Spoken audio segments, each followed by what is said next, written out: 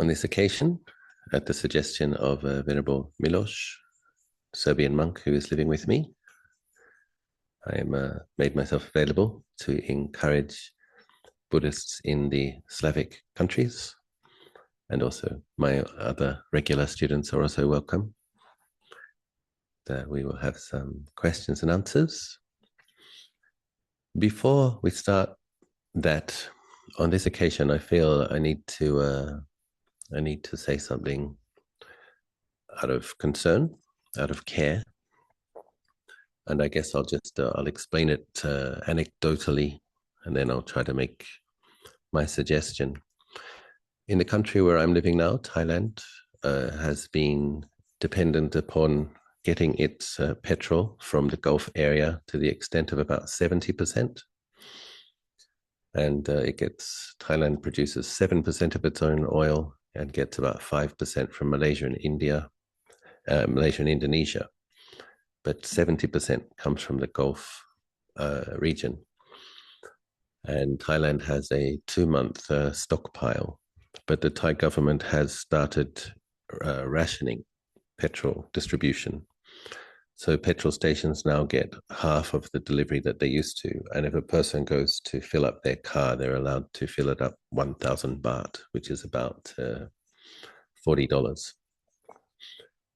And the Thai government has put a price freeze.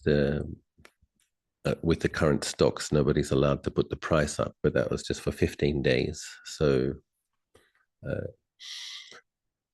what will happen after this, when fuel becomes more expensive to purchase, the price will go up. And normally, according to Lord Buddha, the monks are not supposed to store up food. And he did make an exception. He said if one could see significant shortages on the horizon, he called that the famine allowance. The monks were actually able to store up some food. And so my teacher Ajahn Aćalo did mention to me that it might be appropriate to do that now. In the last 30 years or so, the trend of the forest monasteries, as villages and cities got noisier and more people got cars, there was a trend for the forest monasteries to be like a half an hour's drive from big cities and big towns, whereas in the past they were closer.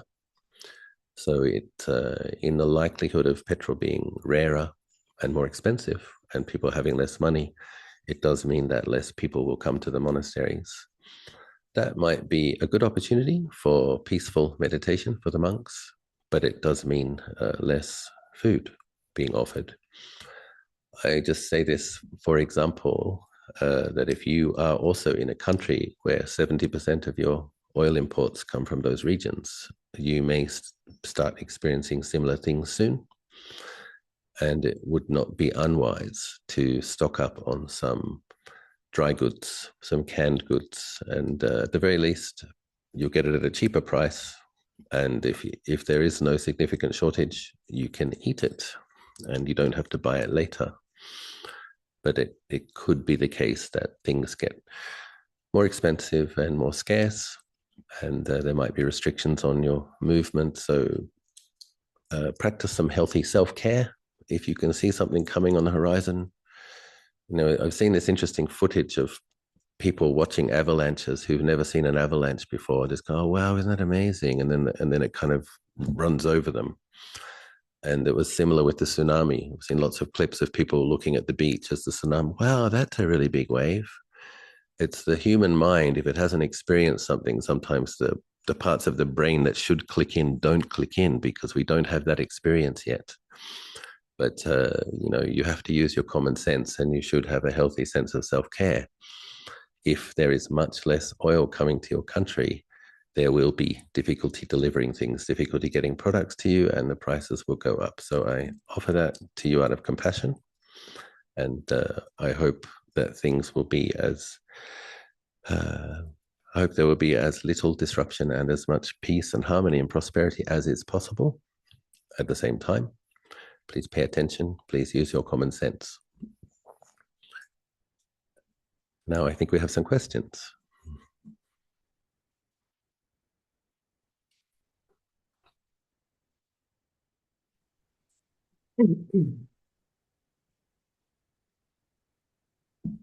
Well, Ajan, nice to Hi, see you again. Maria. Good to see you. Oh, good to see you too. Let's start with the questions.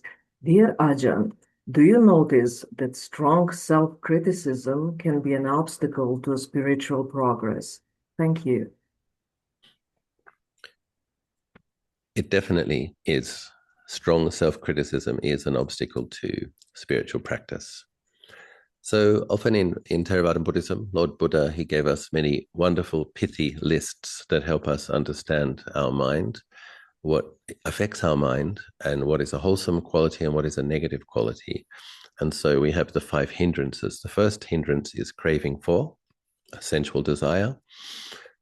The second hindrance, craving not for, can also be anger, ill will, and hatred.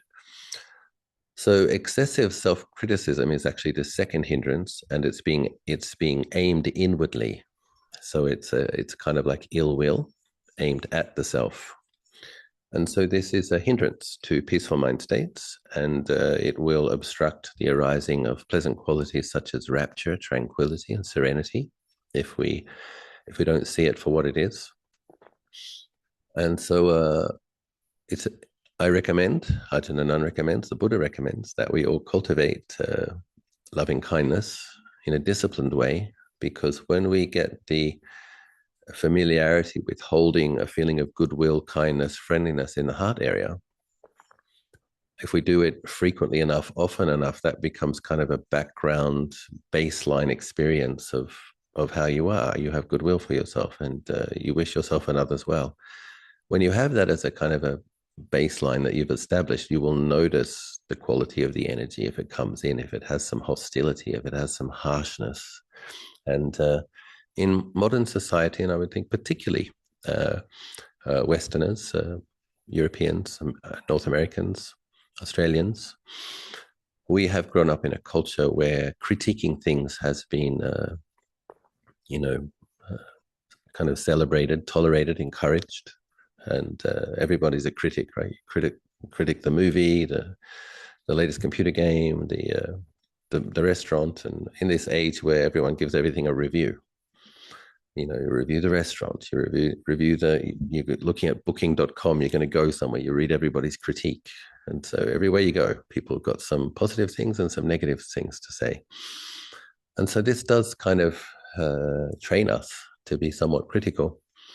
And the problem with that is when you do it on the outside, you will do it on the inside. It's what goes out comes in as well. What habits you make karma with, that becomes your habit. And at the same time, we do need to have discernment about what is wholesome and unwholesome, what is a wholesome personality quality that we have and a negative quality that we have. We need to be able to be truthful about our faults. And we need to be able to take responsibility for that. But when we notice a fault, we don't add extra ill will.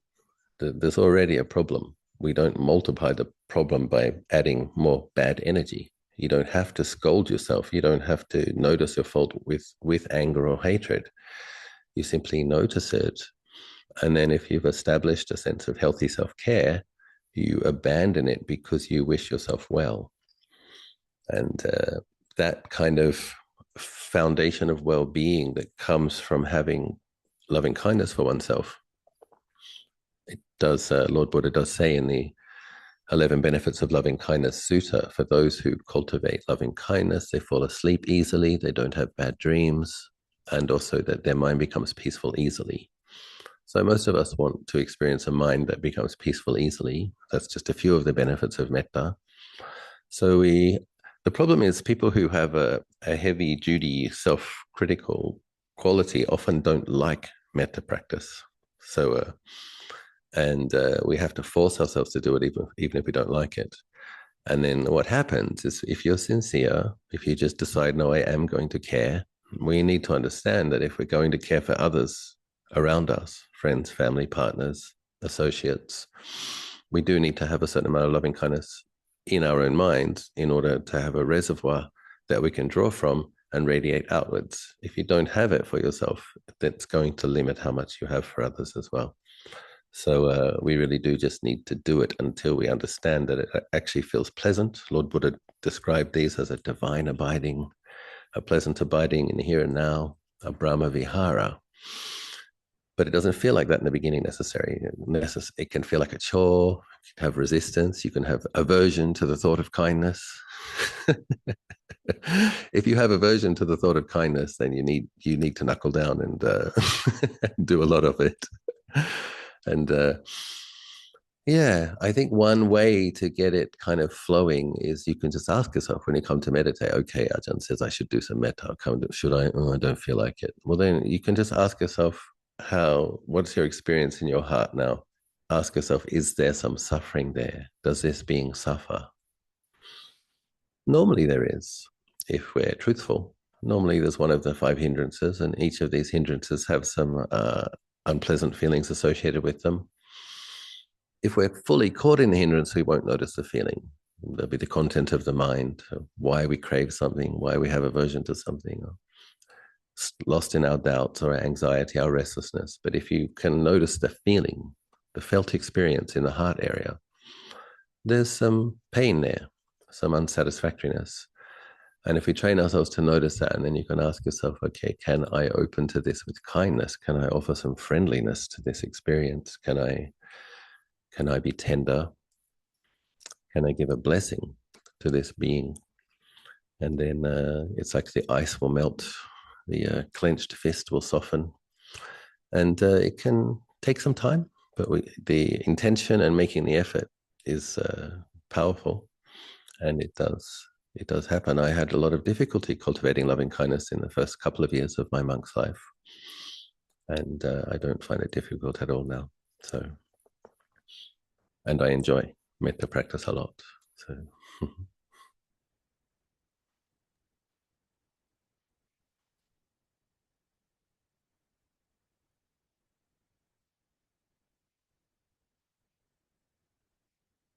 Dear Ajan, do you think that more intelligent people find it easier to understand the teaching, and that thanks to the greater cognitive abilities, they are closer to enlightenment?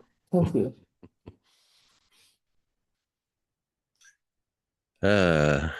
Probably not, unfortunately. And when we look at the great Thai forest monk meditation masters, they were very frequently from rice farming villages. And I think their ability to just stick to a task in a plodding and determined way with faith is a large reason why they got the great results that they did. And also, but they would listen to their teacher, they had faith in their teacher, and they did what he told them to do. So being faith types. And also just they had, if you have to be behind a buffalo all day in mud, plowing a field at the beginning of the wet season, and then you have you're sticking in the rice seedlings, and then you're kind of harvesting rice, and then you're thrashing the rice yourself all day, back busting work. Then these people and they sleep on a straw mat in their houses. These people were used to harsh conditions. That was the backdrop of their life. It wasn't especially harsh for them. It was just life. But they could stick to a task all day until it was done. And it just had to be done, so they did it. And they often brought a quality of joy. Thailand was known as the land of smiles. People were able to bring joy to their work, even though it was hard. So, yeah, it has, not being especially intellectual has some benefits if a person has a good teacher and if a person has faith in that teacher. Now, of course, wise discernment and intelligence is beneficial if we know how to use it. So, and of course, there's different nikayas that will put a different emphasis. And so in Thailand, we have the city monks, the study monks, and many of them study the whole Sutta Pitaka, 84,000 Dhamma verses, and the Abhidhamma, the Vinaya, everything. And I know a monk friend of mine who gave himself a stomach ulcer studying all of this until he got the highest level. And So when it comes time for these people to give the Dhamma teachings, yeah, they have a lot of resources to draw from. They have a lot of analogies, a lot of metaphors. They can remember relevant suttas. They become a resource. They can help people with their knowledge. But the greatest practitioners, the ones that seem to be able to liberate their mind, don't seem to come from that tradition, as far as I can tell. And yeah, we do have, in the modern era of masters in Thailand, people did have a university education and several masters, but they didn't, once they were meditating with Luang Por Cha, Luang Por Biak, Ajahn Nan, Luang Por Liam, Ajahn Tan, they pretty much put the books away at his encouragement, and he told them to read their mind, not and to put the books away. If a person, the issue though is if a person does have a lot of wisdom faculty, they might not have a choice. It's like if people do have different character types. And so if a person's character type is the character type of an intellectual, an academic, then that person needs to learn how to use their wise thinking. So it's okay to do reflective meditations. And for example, so if you think a lot and you like to think, and you like to think wisely, then you can, as a meditation, remember your favorite sutra on a particular theme. And then you pick up that theme, and then you try to keep your reflection within the parameters of that theme, be that death, awareness of impermanence and death, or be that the elements of the body or the body parts, the ways that one might die, things to be grateful for.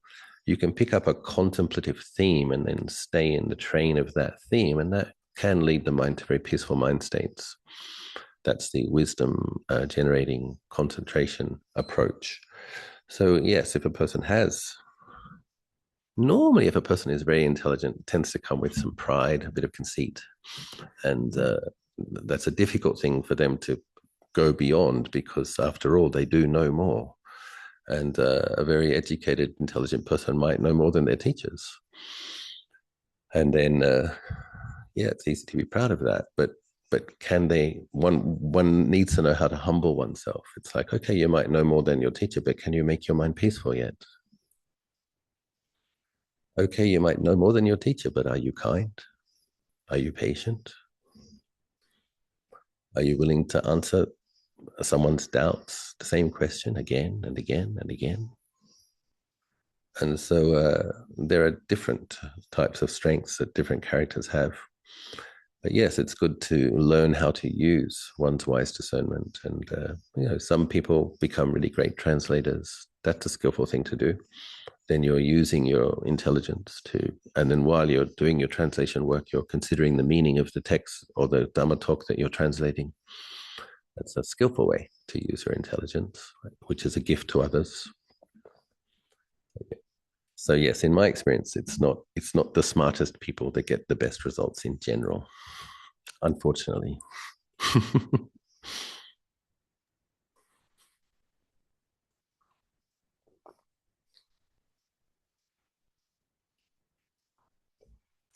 I think that's the case in life as well. I can't remember. I think it was Warren Buffett that said, and some of these people have IQs of 150, 160, but he said to be successful in life, you want an IQ of about 120. To be happy and successful in life, you want an IQ of about 120. So you want to be smarter than your friends, but you don't want to be the smartest one. So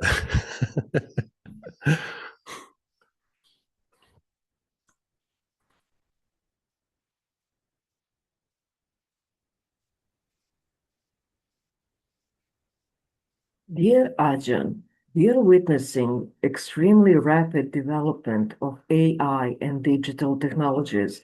Is it possible to imagine a future that might bring forms of existence in which consciousness could exist independently of the body? In such a case, how meaningful would teachings like Buddhism be? Still, thank you. So I think what this person might be alluding to is like what Elon Musk talks about, the Neuralink, that if people have a chip in their brain and they can connect to the quantum computing and the AI all the time, Now, the thing is, that person's consciousness is still in their body. So something external may be affecting that consciousness, but their consciousness is in their body. And this is, I think, a real danger for how important is Buddhism. I think if you want to liberate yourself from suffering, Buddhism is important.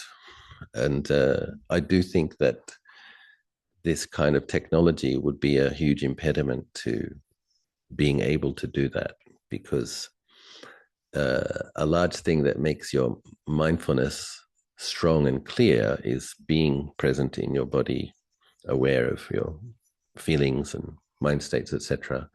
But if a person is constantly abstracting and being fascinated and entertained or informed, I don't think the quality of mindfulness is going to be very good. So there are dangers. And now, if the AI itself becomes sentient, this is another thing this person might be alluding to. It's very interesting that the Dalai Lama, I think I was attending his teachings about 15 years ago, and the Dalai Lama had these mind and life conferences where they did have discussion groups with quantum physicists and psychologists, psychiatrists, scientists, etc. And he was talking about, on one occasion, he was talking about some discussions he had, and he said the scientists are like trying to create consciousness. They think that if they can get the computer to a certain point, they might understand consciousness and they might be able to create it. And then the Dalai Lama said, what's more likely the case is if they develop something to a certain point where consciousness could inhabit it, consciousness from outside will come and be born into it. And the scientists looking from the scientific perspective will be thinking, we created consciousness. And the Dalai Lama was saying, much more likely something came and incarnated into whatever it is that they're creating. And that's a bit scary because we don't know where that may have came from. So if it's a deity coming from a benevolent realm that wishes humans well, that might be a good thing. If it's something that's crawling up from the abyss that has been wanting power over humanity for eons, that might be a bit scary. And in general, I would prefer it if people were careful with these things and, not create something that they don't themselves understand fully. There are obviously risks involved. But it seems like with the amount of money being invested, we will get to experience whatever becomes of this. We will probably witness it. But for myself, if the option comes to put in the chip in my brain and connect to the satellites and the AI and the quantum computing, I would not accept that in my body. And I guess that'll be a personal choice people have to make. So yes, consciousness is in your body. You have eye consciousness, ear consciousness, nose consciousness, tongue consciousness, body consciousness, and mind consciousness. 6 types of consciousness. And, it's interesting to consider Buddhist cosmology because there are Brahma Devas who are mind only but don't have a body. It's just an interesting thing to understand. Like, it's possible to be conscious, and if the mind has vast and powerful samadhi and not have a coarse body. So I could imagine some kind of a mind incarnating into a computer at a certain point if it was a suitable vehicle for that being to play out its karma and create fresh new karma. But your consciousness will still be your consciousness. Now the question is, can you be possessed by other things? I think there's anecdotal evidence that suggests you can. So a whole lot of Catholic priests who perform exorcisms. So is it possible that entities inhabit AI or robots and that their mind could have some influence on your mind? Yeah, it's possible. And proceed with caution. I prefer to have my device separate to my body. And normally I don't have my ringer or my notifications on. I don't know if somebody's calling me or if somebody's messaged me. I don't like sending my mind out to the device all the time when I'm not using it. And then when I'm when it's time to check if my messages, then I'll see if I got messages, and then I'll answer to the messages. So I'm still trying to use it, not be used by it. And I would recommend other people have healthy boundaries with these things, if you can.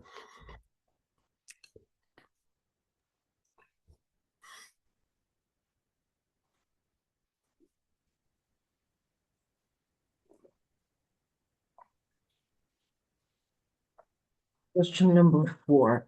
Dear Ajahn, in lay life, we sometimes have to interact with people who are very rough, ego-driven, or disrespectful, and we cannot always avoid them.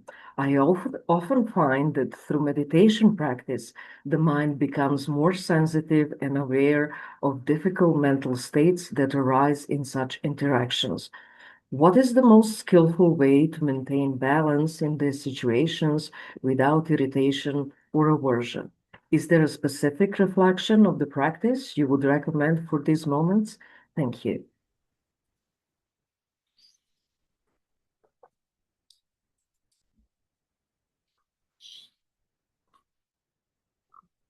If it's somebody that you have to come in touch with, interact with, then I think it's one of the 8 verses of thought transformation, a Tibetan text. I think one of them goes, whenever I meet a person of negative qualities, a coarse person with negative qualities, I will treat that person as a precious jewel, for such a one is hard to find.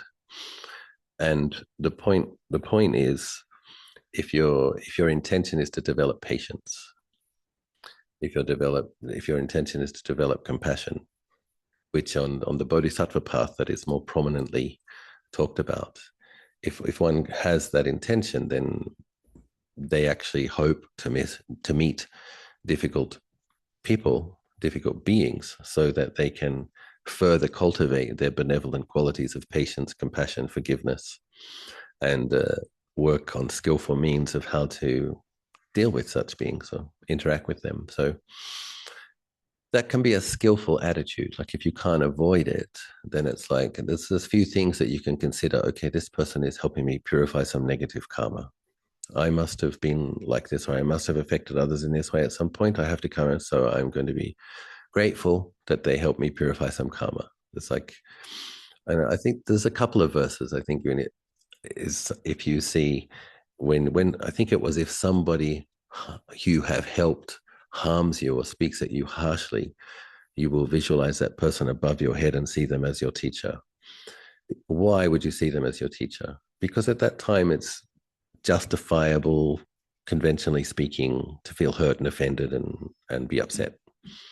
But if you train with not being hurt, not being offended, not being upset, then you have a teacher there. And what's interesting is if you have to meet them day after day, it actually becomes interesting. So the first thing I would suggest would be to try to find it interesting rather than resent it. It's like, okay, can you start to relate to this creatively? How can you relate to this creatively? I didn't say contentiously, I said creatively. In terms of yourself, how can you prime your mind before the meeting that person? And so there you come in, they might scold you and say, oh, good to see you too. And don't bite. You've gone and you've got notice them. What coffee do they like? What muffin do they like? You get yourself a snack, come back, oh, I bought you a gift. And it'll be interesting. I would find that interesting. Like, how's this, if somebody's like what you might call a horrible person, how do they respond when you bring them a gift? How do they respond when they scold you and you smile and say, okay, thank you? I would find that interesting. And I'd probably have moments of resentment and frustration as well, but I would also find it interesting. How do I work with this difficult character? It'll also be interesting to me, like, what happens if you spread loving kindness to them, like really intensively before you go to work, for 15 minutes. And then you have to make sure you don't have any expectations. Just be interested. Okay, radiate loving kindness, dedicate merit to them, drop it, reestablish some equanimity, praise and blame, pleasure and pain, worldly wins, part of life, can't avoid it. And then just see, on the day that you spread metta to them, dedicated merit to them, are they a little bit more gentle? And sometimes the people who are the most harsh, or the most coarse, the most difficult, they have a lot of internal pain underneath. Sometimes this is the crusty exterior, prickly exterior of somebody very hurt. And that would be another interesting angle. Like, yeah, part of me would want to know, how did you end up like this? Well, what were your parents like?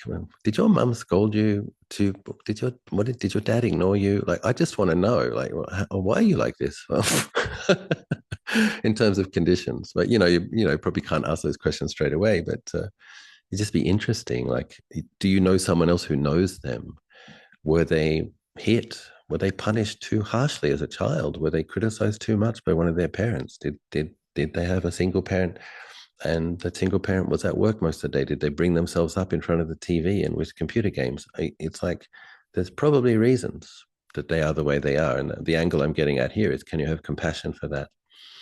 Normally, when we know the backstory, if a person has some painful experiences in the past that made them defensive, angry, bitter, then it's easier to be a bit patient with them. So yeah, experiment. In terms of setting boundaries, this is another huge area where one can develop a lot. So it is possible, oftentimes, not always, if it's your boss but it is often possible to be able to set boundaries with people in a way which is not hostile. And so this is an area where you can say, be firm but gentle. When you have to set a boundary with someone, you don't have to be angry to set the boundary with them. You can say very, very calmly, if someone's asking you to work beyond the hours you agreed on, or work a day that they gave you the day off, you say, no, I'm not doing that, very calmly. No, we had an agreement. Sorry, can't help. But say it without anger. And oftentimes, if a person like that gets the sense that you're a person with healthy boundaries, that knows how to maintain your boundaries, and that you're not going to react with anger, many of these people kind of get off your case, because it's like, oh, I don't know how to relate to that. If it's like bully and the bullied, and you start like reacting in a way which is genuinely sophisticated and evolved and nuanced, they oftentimes don't know what to do. So they'll just give you more space. And but yeah, spread metta to them. Be kind to them first. Give them some gifts. Inquire about their well-being. And if that doesn't work, firm but gentle boundaries. So, good luck.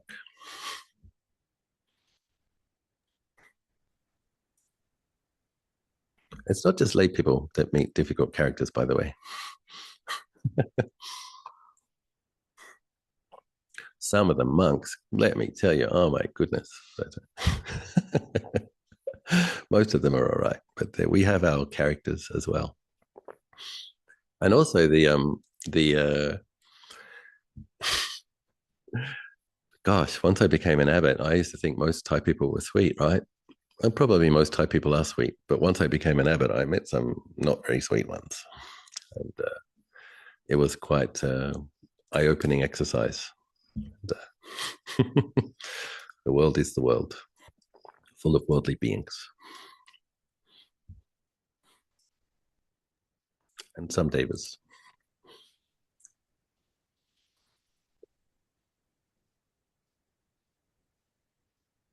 Question number 5. Dear Ajahn, does it make sense to consider first ordination if you're over 50 years old? Thank you. Does it make sense to consider ordination if you are over 50? So really a large factor in this is the quality of a person's health.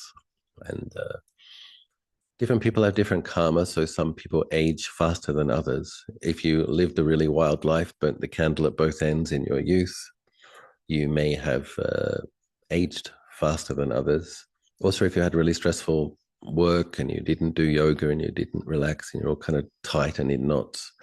So being a monk, you have to sit on the floor a lot. You don't get a nice soft mattress. You don't get to have dinner. So there's hardship, and you want to be in good physical shape. But if someone has taken care of themselves, or if they just have the kind of karma where they seem to be in pretty good shape, even though they're in their 50s, I think it's okay to consider it. In general, if you have some resources, I do think the 8 precept option is a good option. It's to take the 8 precepts as your regular practice. So that means you can still have personal funds, and you can do pilgrimages, attend retreats, spend time in monasteries. But you've giving up the entertainment, the distraction, and the evening meal. Commit to a morning and evening puja and practice, etc. So I do know lay people who are very disciplined. I know in a nearby city, I know one lady who sits 20 hours a week, one man who sits 30 hours a week, and they keep the 8 precepts all the time, even though they're business people. And they frequently go on pilgrimages, etc. But they're in their 50s. So yeah, they're in their 50s. So because they had many staff, some duties, they're kind of semi-retired. And the extra time that they got from scaling down their business and being semi-retired, they put that into practice. And so it is possible. I also know a couple of people in Australia, a couple who work in old age care, and they sit together actually every morning, every evening, unless one of them's doing night shift, but they have a practice of sitting together in the morning and the evening, and they're keeping 5 precepts, but they sit together in the morning and the evening. And they also do a 6-week retreat together in Lumbini. So I do know some inspiring couples. I know some inspiring lay practitioners who are very disciplined and sitting as much as the monks in this monastery. So some of the monks in the monastery. So it's possible to have a disciplined and focused life as an 8 preceptor. And I guess another option as well is like if you're keeping 8 precepts, you can try temporary ordinations. You could, if you know a monastery that will accommodate that, you could be like a novice monk for 3 months a year. See how it goes. And in Thailand, that's part of the culture, is that people can ordain for periods of time. So yeah.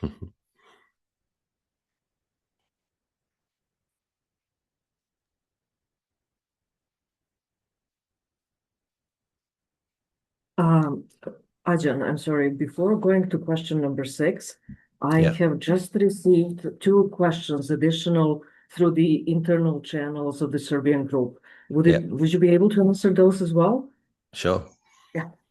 Are they Thank you. easy or difficult? I think they're good. Yeah. Can I have question number 6 so I Yeah. can read it, and then we can proceed with the 2 that we received? Thank you. Dear Ajahn, a few years ago, I heard you speak about the prayer for protection and guidance that you encountered before your ordinations. Since then, the prayer has become a regular part of my practice. From your present perspective, how do you assess the value of prayer? What guidance would you offer to someone who continues such a practice? Also, how does the practice of prayer influence the heart? And are there any potential dangers or pitfalls that one should be mindful of when engaging in it? Thank you. Very interesting question. So yes, I did, before I was a practicing Buddhist, I did meet a prayer in a New Age book as a 18-year-old. And it was asking for Christ's guidance. And I do feel, I'll recite the prayer, I guess I can still remember it. In the name of Christ, I call upon the spirits of light to stand guard at the doorway of my soul, to protect me from the forces of darkness and delusion, and lead me on a path of love, light, and truth. The reason I remember that prayer is I did do it every day for about 4 years. And I do think that I got some guidance. I do think I got some guidance, and I didn't particularly resonate with Jesus Christ or Christianity. I hadn't been allowed to go to church, actually. My parents didn't allow me to go to church, so I didn't establish much affinity or have much understanding. But I liked the request. Yeah. Stand guard at the doorway, protect me from the forces of darkness. And I think it was, protect me from the forces of darkness and deception, and lead me on a path of love, light, and truth. So I was into love, light, and truth. I've always been a very truthful person, much to my parents and teachers and siblings and friends' frustration sometimes. I can't keep secrets. I'm warning you. And and if somebody said something, they said it, and I might repeat it. But that's just the way I am. So yes, that prayer was helpful to me. But once I found Buddhist practice, I had this experience in the 10-day retreat that I did, that I'd found it when I heard the four noble truths and the Eightfold Path was explained. Then I felt, well, this is the path of love, light, and truth, and this path of Dana, Sila, Bhavana, which the Eightfold Path is abbreviated as, is generosity, ethics. This is the path of love, light, and truth. No lying. And so I didn't continue with that prayer. But I do have a prayer life, and I guess my prayer life now would be more directed to what I would call celestial bodhisattvas or Sakadeva Raja. So I think it comes down to a person's character type. Faith types can have a devotional side to them, and devotional practices can be very helpful for leading the mind into bright, uplifted, joyful states. So it's one of those things. A person either believes celestial bodhisattvas are real, and most Theravadins believe in Maitreya at least. They believe that Maitreya is in Tushita heaven, will come down and become the Buddha with vast loving kindness. So I think it's okay to ask for guidance and request support from Maitreya. I mean, consider that Maitreya is the being with the most kindness in the universe. He probably wants to help, right? It's okay to ask for help from someone who wants to help. Now, whether or not, what's interesting is when I've made some prayers in my life, I have got some pretty profound results, I would say. But this is an interesting subject. Like one person's prayer and another person's prayer, not everybody will get the same results. I'm not trying to be vain or proud here. I'm just talking about whether or not a deity or a deva can help you is also dependent on your merit, and it's dependent upon how much obstructive karma you may have cultivated. So I'm assuming, because oftentimes my prayers have been answered, that there was a certain amount of merit that had been accumulated in the past, that when I asked for help, I was able to receive it. Doesn't mean you shouldn't ask for help. I think it's fine to ask for help, and I hope you receive it. But how much help you get, this is dependent upon how many people you've helped realistically, and how many beings you've helped, and how many beings you've refrained from harming. The Dalai Lama, in this subject, I find it useful to refer to the Dalai Lama because the Dalai Lama explained that there are two types of deities in the world. He said there are worldly deities, and then there are transcendent deities. So a worldly deity might be a Brahmadeva who has a retinue, and maybe he wants a retinue, he wants followers. There may be some vanity there. And a transcendent deity is a bodhisattva who has made the choice to stay in the conditioned realm for longer, with the only intention being to shepherd others towards liberation. That's their whole purpose for staying, is to lead others to the transcendent state. So in terms of are there any dangers? Yeah, I think who you pray to is important, because there are deities with right view, and there are deities that do not yet have right view. There are deities who are modest and humble, despite their vast capacities and abilities. They have working understanding of emptiness and insight into not self. And then there are deities that will have a big ego, essentially. So we need to be careful who we pray for, what we pray to, and what we ask, because you're making a karmic connection when you pray and ask for a being's blessings, particularly if you do it every day. So then I think it's Sakadevaraja, king of the Devas, is good, believed to be a stream enterer. So he's an Arya Deva, established in enlightenment. That's safe. Maitreya Bodhisattva, future Buddha, safe. Then if you have some faith in other bodhisattvas mentioned in the Mahayana, a lot of my ethnically Chinese students in Malaysia, Thailand, Indonesia do, because they grew up with Kuan Yin and other Manjushri, etc., in their temples, on their shrines. It's they feel an intuitive connection. So yeah, depending on who or what you have faith in. But any of those, I would say, famous bodhisattvas are probably a fair bet. Lord Buddha did caution us not to kind of put too much importance on omens and dreams. And at the same time, he didn't say ignore them and give them no importance. So middle way. And apparently there are devas that hang around the famous Buddhist shrines, devas who want to make merit by helping humans to make merit. They're apparently like tag teams of devas that hang around famous shrines listening. And if you want to do something good, if they're capable of helping you, then they get some merit as well, and you get helped. So sometimes the devas want to help and they don't know what you want, actually. You might be suffering, you might be confused, you might be frustrated, and the deva might know you, might want to help you, but you haven't told them what you need yet. So sometimes getting clear about the kind of help you would like and asking for it, that can open doors sometimes. And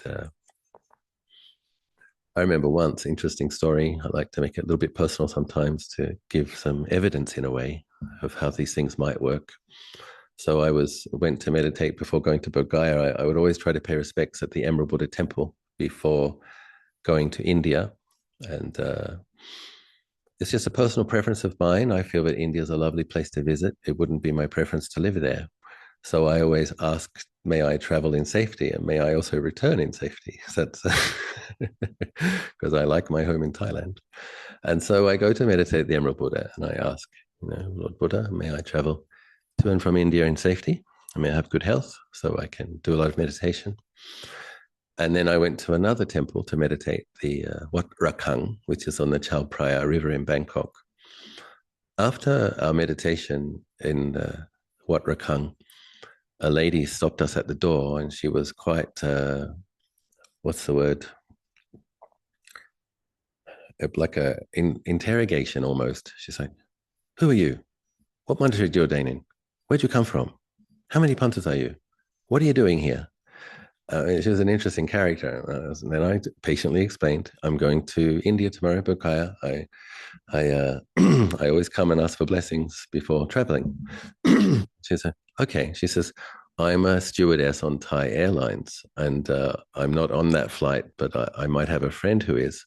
Now, interestingly enough, that night, I just thought, I want to offer really nice flowers to the Bodhi tree and the Vajrasana and the Buddha Metta statue, because we get lots of flowers in India, but they often don't have a very nice fragrance. And I'm like, but I want to offer something really fragrant because I want to offer the colors, the freshness, the fragrance. And so some friends took me to the Bangkok flower market, that's quite a scene. That's an awesome place, by the way. I recommend going if you get the chance. Mountains of flowers, avalanches of flowers. And so I got arms full of flowers. Now, the problem was I had my carry-on bag, my checked-in luggage, and I had armfuls of flowers. And I'm like, what am I going to do with these flowers? Because I'm in economy, right? And it's like, you only get so much space to look and whatever. So on this occasion, I stepped onto the plane and the bursar, he came and he says, welcome, Venerable. May I take those flowers? And he took them off me and he put them in the cloak cabinet. And then he pointed for us, myself and my friend, to sit in business class. And it turned out that that lady had called her friend, the bursar, and found out if there were empty business class seats and told him that there would be 2 monks coming to Bodh Gaya. And we got a free upgrade and we got to get our flowers taken care of. And it wasn't a problem. Everything was quite smooth.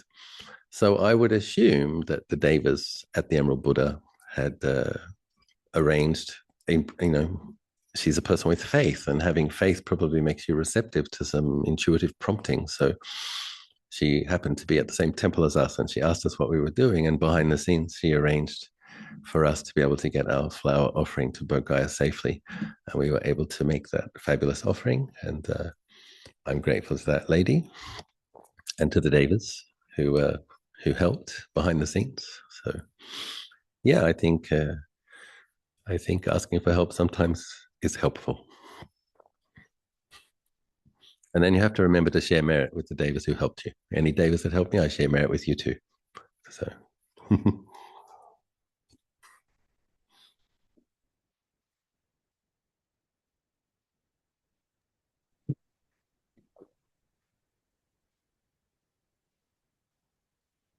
Can we go to the additional? Yes. Yes, a question from the chat. Yes. Yeah, thank you. The first question, in the last month and a half, we were having a series of talks on 10 paramis. Could you please explain, is there a particular paramī that you consider especially important for modern practitioner and why? Yes, Cup. Well, all of them in a way, but especially Sila and Dana and Metta and Samadhi and Panya. So if I had to choose 5, Dana, Sila, Metta, Samadhi. But you also need to be patient and determined. We need them all, don't we? And we need to be equanimous with our, being generous is important because the self-view, which is contracted, will stay contracted unless it learns to relinquish. And so we have to dissolve our contracted edges by learning to relinquish things. And it has a direct correlation to letting go of hindrances. So people come and they sit and they've got a hindrance and they want to let go of it, but they can't let go of it. And there is actually a link between how generous you've been, how generous you're capable of being, and whether or not you can let go of your hindrance. There's a link to this capacity to relinquish things, to give things up. If you have been generous, you can remember the things that you've done, and then that cheers you up. If you're going through a difficult mind state, you can remember you gave this, you gave that, you gave that, and then you feel good about that. That's Chaganusati. So dana is very helpful and very important and central to, and Lord Buddha describes it as the foundation. So we need that. And in times where inflation is going up faster than wages, I'm aware of this. Most people, in a time where food inflation for scarcity might be around the corner, people might not feel that they have a lot to give at this moment, but then there are other things we can give. So lending an ear to someone who's struggling, giving some advice, offering a service, visiting an old lady, helping her clean her house, or mow somebody's lawn. There are other ways to be generous, but we need to be. So even the monks, and so agreeing to teach people, encourage people, regular sharing of Dhamma is one of the ways we are generous. And metta, because as I said, we were kind of brought up to be critical, and many of us do have this fault finding and withholding of kindness towards ourselves tendency. So we need to establish a healthy, kind of a true humanity, which becomes the, Luang Por Nan talks about a manusa deva, human body with a deva's mind. So the devas have metta, they have patience, they have forgiveness, and we want to become like devas. I once asked Ajahn Aćalo, can the devas become enlightened? Because some people say Devas want to be born as human beings because human beings become enlightened. And I said, well, can the Devas become enlightened? And Ajahn Aćalo said, only Devas become enlightened. I'm like, what do you mean, Paul? He says, well, anyone who becomes enlightened in the moment before their enlightenment, they had a mind like a Deva. So they had faith, they had brightness, they had collectedness, they had virtue. And so makes sense. So the metta supports the, especially I would say we're living in frightening times, scary times. And so being able to hold loving kindness in your heart will help you manage your anxiety. At the very least, you can kind of have loving kindness for yourself. And it creates merit. It's a different way of creating merit, and that merit is protective. And merit that comes from cultivating metta, probably it does, as Lord Buddha explains, help you incline your mind to peaceful states more quickly, more easily. So everybody wants that. So we need the metta. Sila, many modern people tend to go in reverse there because of their wisdom and their discernment. They'll start meditating, and then it's through meditating, and they're not quite sure about the sila. That sounds like holier than thou, oppressive, judgmental ideas of morality. I don't need that. And then when you meditate more and more, you see the consequences of your own mind when you break a precept. And then so people kind of go in reverse and say, hey, it looks like Buddha actually did know what he was talking about. My mindfulness was better before I got drunk. And, we have to see that. And then also the generosity thing is like, how come I'm putting all this effort, but it's still not, it's like, a sense I have is like you can get to the gates of the deathless. Like the Buddha described what he'd realized as the deathless. And he said the gates of the deathless are open for those who have faith. But you can get to the gates of the deathless by knowing the right methods, having the right wisdom, and you can get there. But I believe you also need a potent force behind you to push you through the doors. Otherwise, you'll be kneeling at the doors of the deathless and they don't open. You need to have a certain amount of merit to kick you through, to blast you through, like a rocket. You can know the method, you can have the wisdom, you can put in all the practice, and you're waiting for those doors to open, and they don't open. I actually know some monks who've put enormous effort into practice and retreats, and they almost became a stream enterer, but it didn't happen. And I asked my teacher, why didn't it happen? He says, well, that monk has neglected his generosity towards the Sangha. He's not very generous towards the community. Actually, he's quite selfish. So, oh, interesting. So, yeah, we need the dana. We need the metta. We need the sila. The other thing about sila is freedom from remorse. So it's like a lot of people have to do a lot of practice, and then they'll notice that actually you don't feel good about it. Because the clever mind, this is the thing, do extra intelligent people understand the teachings more quickly? Actually, really intelligent people can find ways to justify anything they want to do. That's a danger. An intelligent excuse, intelligent justification.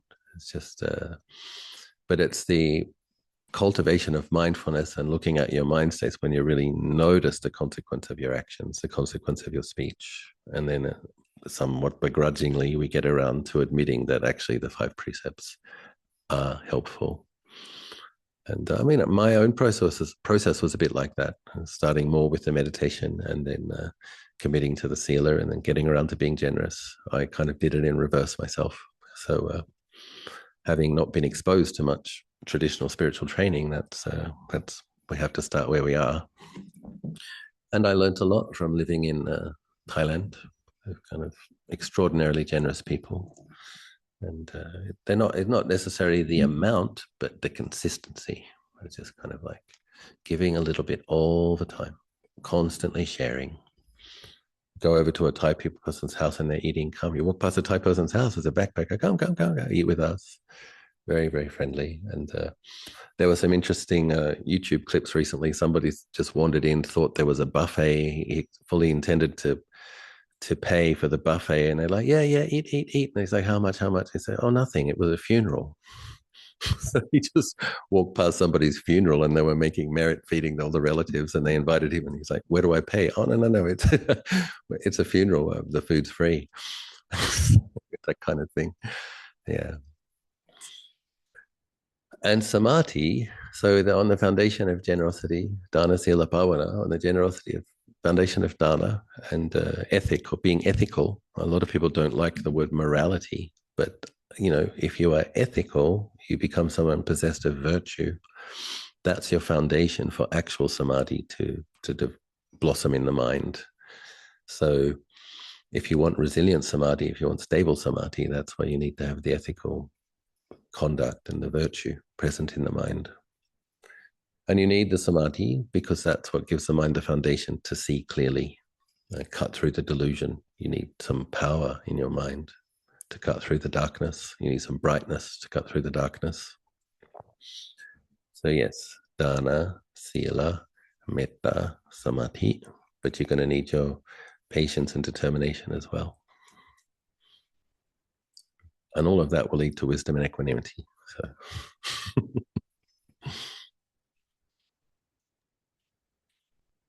Hey, Ajahn, can I go to the last question for today? Yes, last question, Kap. Thank you so much. In a world full of constant distraction and information overload, how can a practitioner maintain depth of practice? Yeah. So I do give this advice very consistently when I teach in Singapore, Malaysia, Australia, and teach online. We need to set healthy boundaries with our devices. And so I recommend setting a time that you will not look at it past that time in the evening. So that might be 8 o'clock or 9 o'clock. So you turn it off, put it in flight mode. Just put it in flight mode. You're making some time for your inner journey, making some time to stop sending the mind outwards into the world. So you put it in flight mode, or you just put it down and you don't look at it. Go to bed earlier. So if you're not, a lot of this research of the white light that comes from the phones and the devices tells your brains that it's daytime, so you don't feel tired, so you stay up very late.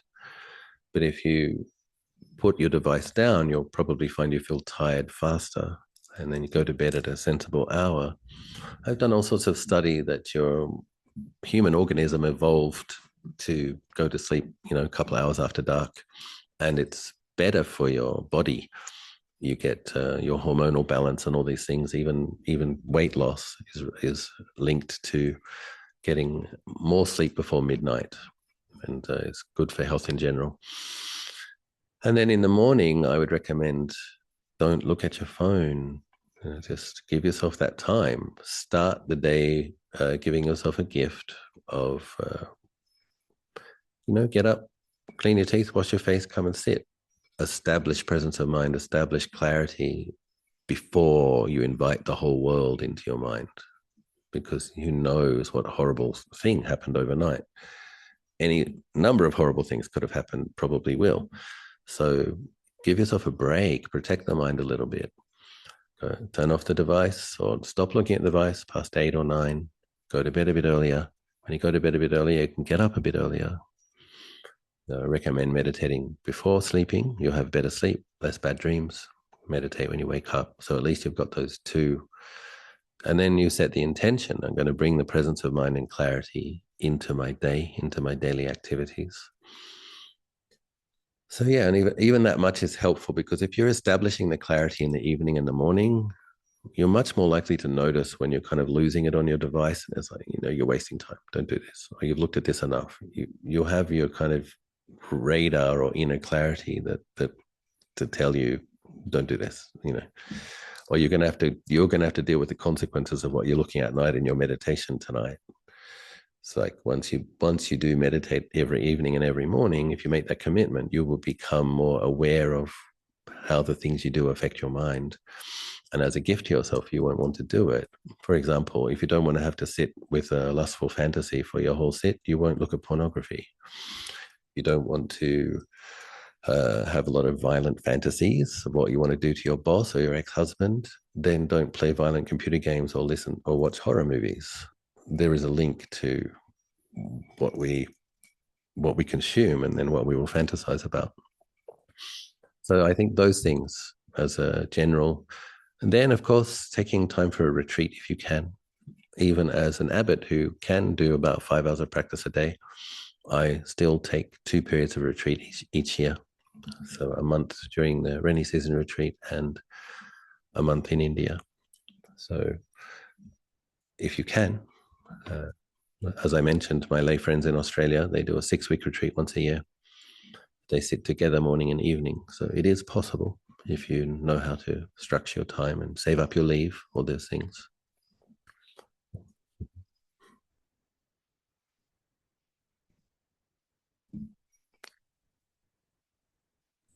Thank you so much, Ajahn. My pleasure. Shall we share merits, Ajahn? Okay.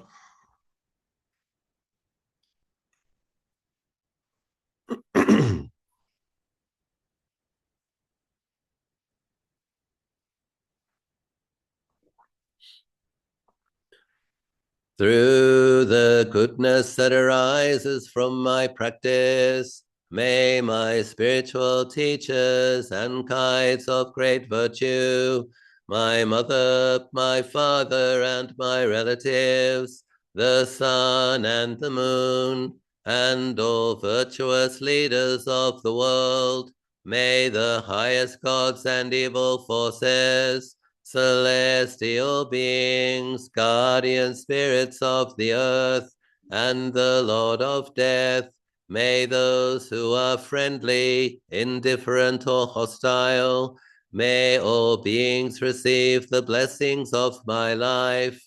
May they soon attain the threefold bliss and realize the deathless through the goodness that arises from my practice. And through this act of sharing, may all desires and attachments quickly cease, and all harmful states of mind, until I realize Nibbana in every kind of birth. May I have an upright mind, with mindfulness and wisdom, austerity and vigor.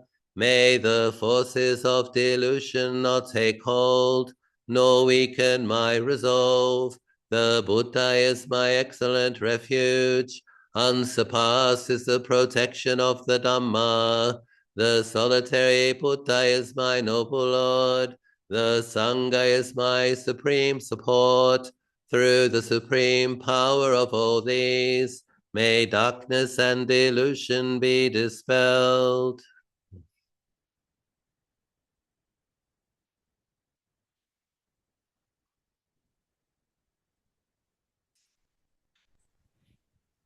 Thank you so much, Ajahn.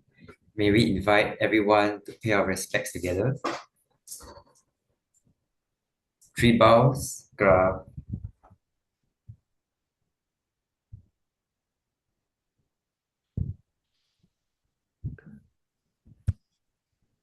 I wish you all the best in your practice, everybody.